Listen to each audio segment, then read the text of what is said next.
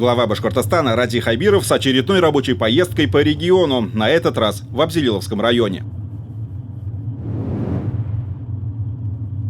Абзелиловский район находится в центральной части Башкирского Зауралья на границе с Челябинской областью. Природа здесь уникальная. Курорты на чистейших озерах привлекают туристов из России и Европы в летнее время. Зимой популярны горнолыжные комплексы.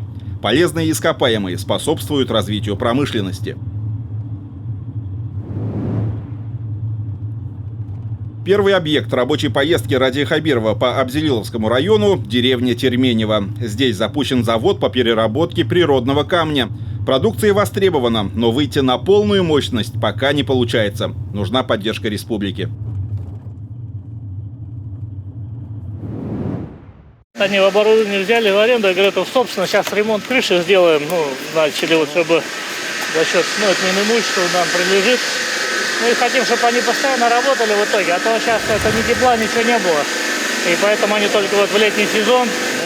А так, чтобы и для Абзелиловского района это очень важно. Если вообще хотим какой типа кластера сделать.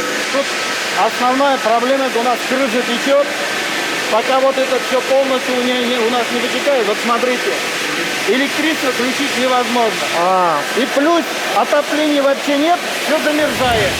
Вот вчера только насос смогли включить, еще лед лежит. Тут же вся сырая, мокрое производство, без воды пилить невозможно. То есть сплошная вода. Это несколько миллиметров вот так вот. Да. Миллиметр буквально, да. Вот он, да, сутки, где-то метров, сантиметров 50-40. Это мрамор, да? Это серый мрамор, смотрите, стоит. Он на что идет? Он тоже идет на полы, она же полированная. Но она серый, то есть особо этого нет. В основном сейчас все занимаются, где у кого есть мрамор вот этот белый, они делают микрокальциты. Микрокальциты – основа всех красок, резина, даже бумагу из него делают. Поэтому все вот кругом Челябинская область, они практически уже не пилят этого. То есть у него и цена такая, серого, поэтому все микрокальцит пилят. А это вот что? Вот гранит, который на привязи. А это гранит, да? Это гранит, это мансуровский. Вот мы как раз для журавлей сейчас делаем. Плитками нарезали, потом вот.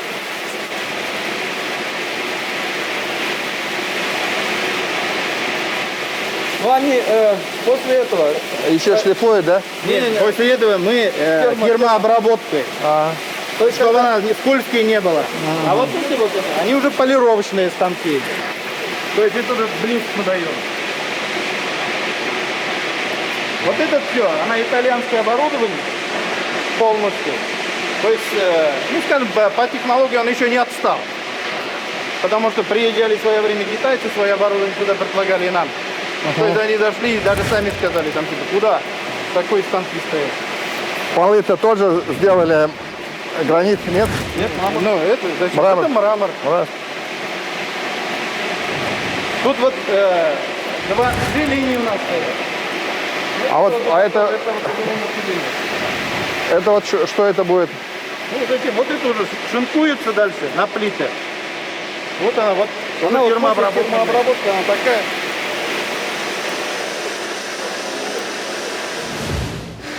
Мы думаем насчет микрокальцита. То есть его перемалывать. Его очень много, его Москва берет под подсыпку зимой. То есть он же смывается, легкий, а гранитная крошка, она не смывается, она оседает на этих. Абзелиловский район, тут не так много очагов для промышленного роста. Это одно из вот этих направлений. Есть что в сельском хозяйстве, есть где в сфере туризма, а вот в промышленности не так много. И поэтому надо, конечно, это место поддержать. Мы же все равно сейчас на такой камень, на гранит, на мрамор формируем спрос. Так что у нас большие объемы на гранит в этом году. И в следующем году гранитом будем покрывать. Ну ладно, хорошо, спасибо. Спасибо. Здесь надо посмелее, а то вы там Скажите, все киваете. насколько перспективные предприятия для Зауралья? Здесь промышленных предприятий не особо много, так сказать. Но здесь как раз-то и немного промышленных. Я давно слышал про это предприятие. Оно же вот долгое время стояло, не работало. Вот сейчас вот инвестор рассказал, что они потихонечку начинают шевелиться, скажем так. Но вы же знаете, мы вот в нашей там в комфортной среде, в парковом хозяйстве сейчас стараемся применять такие дорогие материалы, как гранит, мрамор в отделке. Вот, например, площадь Советскую, которую мы делаем, там все будет в граните. Парк Журавли, который делаем в граните, Первомайский в граните. Многие уже города наши тоже начинают бордюры гранитные восстанавливать. Поэтому вот гранит, мрамор мы повышаем спрос, и поэтому, понятно, эти предприятия имеют право на существование. У нас правительство этим занимается. Вот здесь действительно место такое, что может такой хороший кластер промышленный получиться. Вот. Тем более, что природное богатство позволяет, камень есть. Было бы здорово. Поддержка нужна предприятию? Конечно, нужна. Конечно, нужна. Во-первых, мы должны, это же вот помещение это наше, мы должны здесь навести порядок, тут даже вон крыша течет. Мы за это лето сделаем, а потом вот с инвесторами будем разговаривать, дальше развиваться. Спасибо. Счастливо.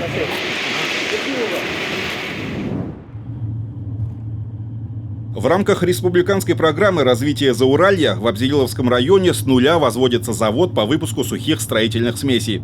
После запуска предприятие станет крупнейшим российским производителем белого цемента. Ради Хабиров на строительной площадке этого объекта. Железобетонные работы практически заканчиваются. В мае мы хотим больше процент 90 уже закончить. Останется там некоторые здания.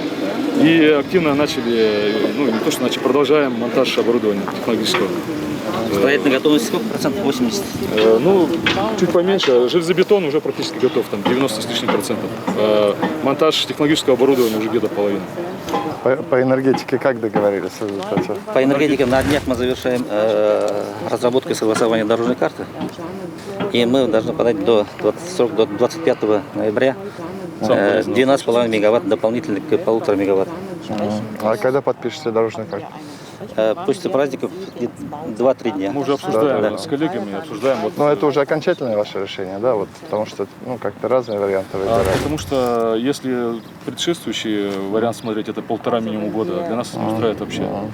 Вот у нас, можно сказать, единственная возможность, вообще из всех, единственная возможность, это самим как бы финансировать сейчас из средств господина Лассебергера, ну а потом рассматривать. Ну, в рамках обращения Лассебергера мы сейчас прорабатываем Компенсацию. компенсирование в рамках 188-го постановления правительства. Да, мы так и договаривались, да? Да. Буквально полчаса тому нас позвонил господин Лассебергер, и ему сообщили о том, что вы приезжаете. Вот наш завод, значит, вот это вот ЛЭП, которую идет, мы хотим перенести вот сюда.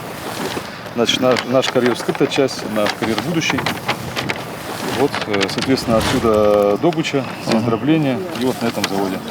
Участок, вот это тоже наш, мы в Сибири рассматриваем на будущее. И вот, как бы, два вопроса. Это электроэнергия, которую мы сказали, газ подведен с этой стороны. И железная дорога тоже, так скажем, острый сейчас еще вопрос в обсуждении на станцию пещерную, на сторону Челябинска. Вот как бы так вот коротко. А железная Это дорога? следующий по важности железная дорога, там мы тоже работаем. От РЖД мы Там все-таки договорились, вы делаете ее, мы платим или как? Да, строит Цемикс, последующей компенсации. Да. Хорошо.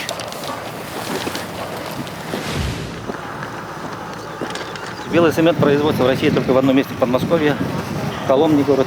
Серьезно? Да, у них всего 90 тысяч мощность в год. А у нас будет сколько? У нас 240 тысяч. Ух ты. Остальное все завозится из-за рубежа.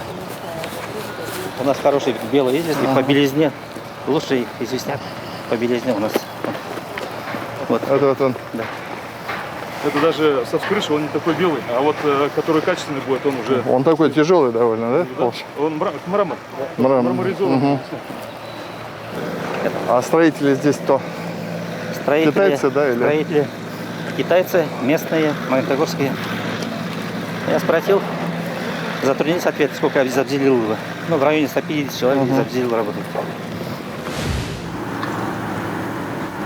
Значит, рынок больше 200 тысяч, 90 делает наш конкурент, больше он сделать не может. Завод старый, Подмосковье, Щуровский. А сырье у них тоже в Подмосковье или они откуда? Тоже Подмосковье. Тоже Подмосковье. Да. Есть там, да? Да, сырье. И основная... По белизне они уступают. Качество уступает, потому что известняк не такой белый. Хорошо, спасибо. Спасибо. Vielen Dank. Вот такой инвестиционный проект, это наверняка он лакомый кусочек для многих регионов, да, вот для республики, что он дает, особенно у нас в Зауралье. Ой, ну, вы же слышали, что это производство второе в России, но, правда, оно гораздо более технологичное, гораздо больше по объему, по производству белого цемента. Это первое. Второе, для Абзевиловского района, вообще в целом, вот для данного куста здесь, считайте, 400 до 500 рабочих мест. Это уже самое. Плюс крупное предприятие, налоги. Это, ну, об этом мечтать нужно. Но мы не успокаиваемся. Вот мы сейчас с владельцем компании ведем переговоры. Все-таки мы хотим, чтобы он и дальше развивался. Сейчас объем инвестиций 4,2 миллиарда. Но у нас с ним были предварительные проработки, чтобы увеличить объем и дальше развивать производство до 14 миллиардов. Вот тогда можно сказать, что ту задачу, которую мы в части этого проекта ставили, выполнили. Пока ну, душа радуется, конечно, что такое предприятие очень технологичное, современное. Вы же видите, даже вот как компоновка самой структуры производства здесь современная. Поэтому вот приехал посмотреть. Все, спасибо.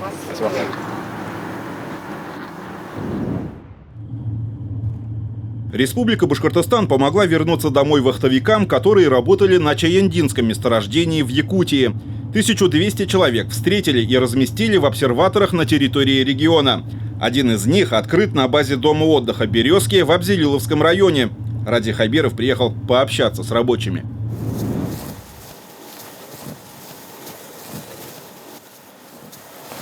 Добрый день. Как самочувствие? Вообще отлично. Нормально, да? Да. Ага. Но у меня какая просьба? Вы потерпите все-таки. Вот там как положено отсидеть. Мы смотрим, если 2 недели, если там нам скажут пораньше можно, то раньше выпустим. Но это время надо отсидеть, ладно? Ну, обязательно. А что здесь? Кормежка? Отдохните. Питание нормально? Питание нормально. Сколько человек здесь? Здесь всего 400, 400, а? да, 5 корпусов. Ну, в основном все местные ребята. Мы там всех до конца никак вытащить не можем. Мы 1200 человек где-то вывезли, там еще 600 осталось. Но там вот сейчас занимаемся. Мне придется с Якутией подписывать соглашение, что я их забираю к себе и здесь лечить буду. Но они что-то вот никак не дают. Это Роспотребнадзор, да. Электронные пропуска хотят ввести сейчас. По последним данным в Якутии. Ну, семьи ваши знают, что вы здесь, все нормально, все нормально. Ладно. У вас когда истекает-то 2 недели? Так, мы 3-го ночью заехали, 4-го анализы сдали. Ну, можно сказать, с 4-го у нас. Да? Но я вам что хочу сказать. Вы там, лучше, я говорю, отоспитесь. Нормальное если питание, вон на солнце загорайте, как говорится. Ну, выходить особо нельзя. Я что хочу сказать. Ситуация в республике, она непростая. И в России непростая. Вы там тоже особо не сможете куда-то ходить или что? Приедете домой, все равно закроете. Да, все равно будете. Да. Ну ладно, не болейте. Будьте здоровы. Спасибо. До свидания. Вот остались, получается, наши жители республики, да, вот на вахтах. То есть республика как будет возвращать вообще? Значит, те, у кого анализ отрицательный, мы с ними уже работаем, у нас понимание есть. Вот сейчас они 2 дня взяли почему-то перерыв по вывозу, мы их ждали сегодня-завтра. Вот. Но уже, соответственно, через 2 дня снова повезут. Сейчас основная борьба, которую я там веду с Роспотребнадзором, они не пускают нам тех, у кого положительный ковид, а лечения там нет. Поэтому нам, во-первых, это наши люди, все-таки они должны здесь пройти лечение, и мы здесь лучше им это дадим. А потом, если они там больные все будут, это все равно ляжет на нас. Поэтому нам надо обязательно здесь вытащить их сюда. Пока сейчас механизм разрабатывается, я вот попросил Роспотребнадзор, они сейчас ищут варианты. Вот. Ну вот это сейчас самая главная больная задача. Мне сложно говорить, сколько там, но это может быть несколько десятков, а может быть и больше наших больных. Это большая история, и надо их обязательно сюда забрать. Ради Хабиров в рамках рабочей поездки по Абзелиловскому району отправляется на роботизированную молочно-товарную ферму «Красная Башкирия». Это еще один крупный аграрный инвестиционный проект в Зауралье. Салям. Как дела у вас? Как обещал, хотел посмотреть.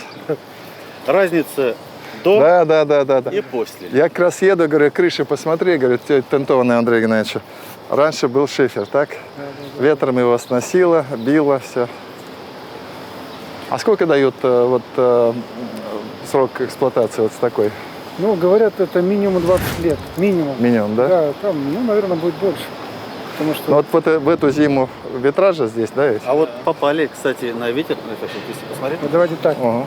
Они не рассчитали чуть-чуть, но это устранили.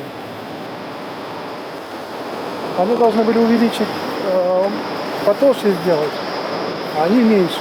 И ветра были, они чуть-чуть отошли, но они устранили. То есть ребра жесткости поставили, и все нормально. Проблем нет. То есть Парусность большая? да, самые сильные ветра сейчас не проблема. Все.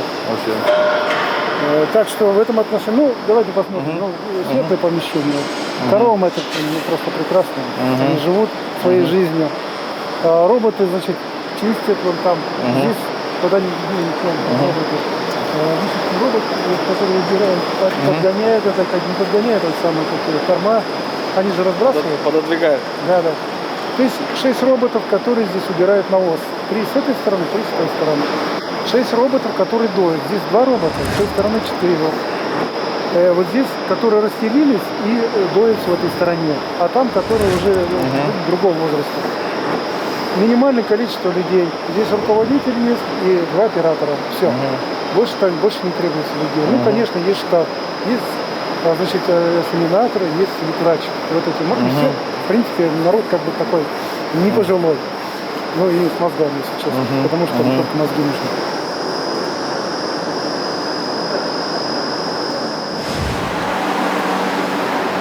И в это помещение, понимаете, все в одном.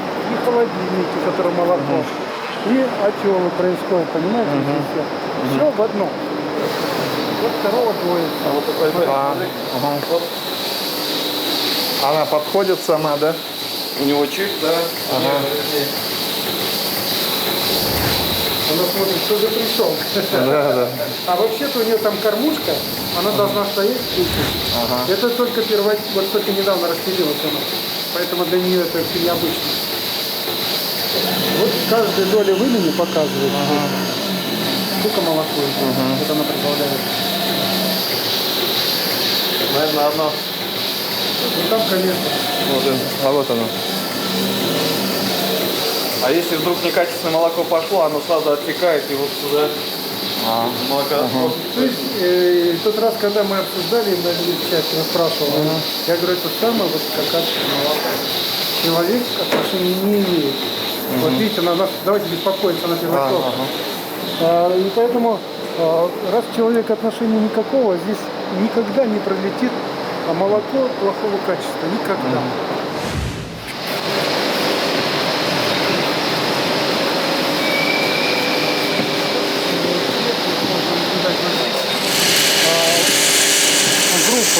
Разные группы. Есть вторая группа, ну, как говорится, которые уже расселились и до 100 дней. Это уже окончание, когда будет уже готовиться стать мамой в следующий раз. Осеменились и прочее. Вот робот бегает, вон, посмотрите, он ходит, видите? Да. Да. Вот здесь сейчас заходит корова сверху, он, видать, надо будет заходить корова. Она сама вот заходит, да? Да. Ну, они бывают такие хитрые, заходят, а их же подоили. А робот говорит так, тебе 3 раза надоится, а извини, нет, ты ходи. И это отправляется. Знаете? Они же, им интересно, там же кушать надо. Вот такие дела. Вот робот работает, да? Да. Он по заданной траектории просто идет и... Там программы ребята отработали, он по какой-то программе работает. Когда надо, он может быть здесь почаще будет ходить. Какие планы у вас еще? Ну давайте, мне хочется все-таки, ну давайте так. Зауралье это не жизнь не такая хорошая, давайте, да. Первое, конечно, мне кормовую базу сделать надо, мощную. Это, конечно, связано с орошением, да, все это все связано, да. Дальше, значит, планы какие? Я хочу построить еще одну ферму. Вот здесь. Дальше. Такая или на глубокой подстилке сейчас будет работать. Но в этом году я должен сделать площадку, подготовить и подойти, значит, ну, вот это чисто вот подготовка. Но на следующий год начну нормальную работу. Если я это сделаю, Я в озерном поставил робота, на 4 робота в озерном. Потом 4 робота покровки построил. То есть я должен выйти 40-50 тонн молока. Ну за сколько лет? За 3-4 года, я должен сделать. Это какое поголовье будет? Это у меня будет почти 1500 коров. Полторы дойного. Да, 1500. Плюс еще 2000 где-то, ну там полторы шлейф будет, так ведь? Да. На 3000 голов. Ну, потом у вас проблема будет на расширении, земли не хватает. Но мы, смотрите, когда надумаете, приходите снова на инвестчас. Там же быстро придете один раз, пообщаемся, расскажете, порадуемся за вас. И сразу все решения. Мы тогда этот проект завершаем, потом идем на второй, потом уже пойдем на инвестчас. Да. По инвестчас один проект завершили, вышли на второй. Да? Александр Ильич, мы центр управления всеми этими процессами посмотрим. Только недолго, минут 5 мы успели. Здравствуйте.